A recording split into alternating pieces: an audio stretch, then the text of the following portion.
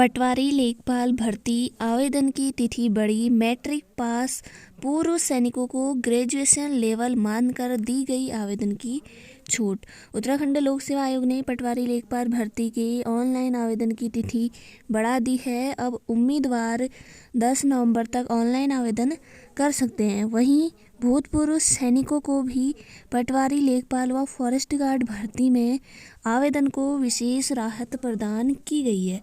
राज्य लोक सेवा आयोग ने 14 अक्टूबर को पटवारी लेखपाल के 554 पदों पर भर्ती की विज्ञप्ति जारी की थी।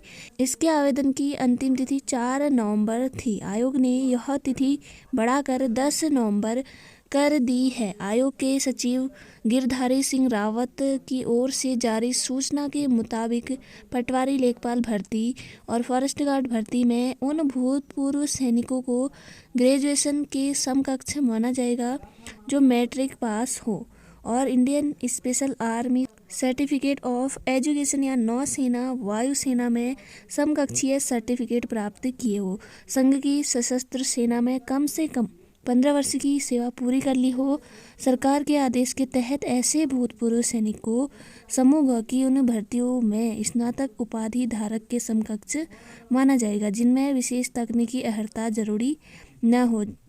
आपको बता दें कि आयोग ने फॉरेस्ट गार्ड के 894 पदों पर भर्ती के लिए 21 अक्टूबर को विज्ञप्ति जारी की थी, जिसके लिए 11 नवंबर तक ऑनलाइन आवेदन कर सकते हैं।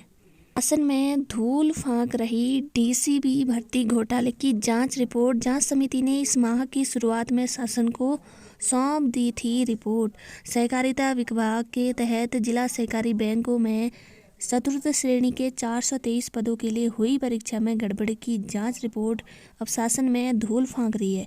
जांच समिति ने इस माह की शुरुआत में ही अपनी रिपोर्ट शासन को सौंप दी थी, लेकिन अभी तक धांधली के आरोपियों के खिलाफ कार्रवाई होना तो दूर, जांच रिपोर्ट का खुलासा तक नहीं किया गया है। प्रदेश में UKSSC विधानसभा बैकडोर भर्ती सहित नौकरियों में धांधली के तमाम मामलों के बीच सहकारी विभाग में हुई भर्तियों के मामला सुर्खियों में रहा है।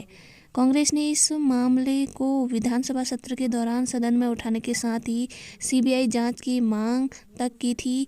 सचिवालय घेराव और धरना प्रदर्शन तक किया गया। सरकार ने दबाव में आकर जांच समिति का गठन कर जांच तो पूरी कर ली, लेकिन अब तक इस मामले में लिप्त आरोपियों के खिलाफ कार्रवाई न होना कई सवाल खड़े कर रहे। इस मामले में संयुक्त निबंधक सहकारी समितियां नीरज बेलवाल की अध्यक्षता में बनी जांच समिति देहरादून, उधम सिंह नगर और पिथौरागढ़ DCP की जांच पूरी कर 4 अक्टूबर को अपनी रिपोर्ट शासन को सौंप चुकी है।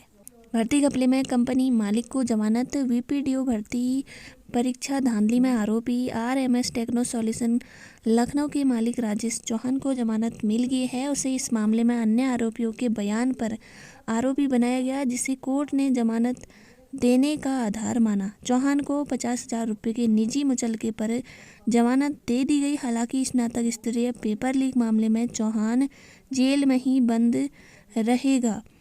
ऐसे में अभी उसके जेल से बाहर आने की संभावना कम है। VPDO भर्ती 2016 के घपले की जांच के दौरान STF ने 8 अक्टूबर को तत्कालीन में अधीनस्थ सेवा चयन आयोग अध्यक्ष RBS रावत समेत 3 पूर्व अफसरों को गिरफ्तार किया था। आरोप है कि रावत तत्कालीन सचिव व परीक्षा नियंत्रक ने RMS कंपनी के मालिक कर्मियों के साथ मिलकर OMR सीटों का स्कैनिंग की थी। इसके लिए इनको पैसा मिला था। आरोपियों से पूछताछ के आधार पर STF ने 11 अक्टूबर को राजेश चौहान को भी आरोपी बनाया था। स्पेशल जज विजिलेंस की कोर्ट ने उसे न्यायिक अभिरक्षा में रखने के आदेश दिए थे।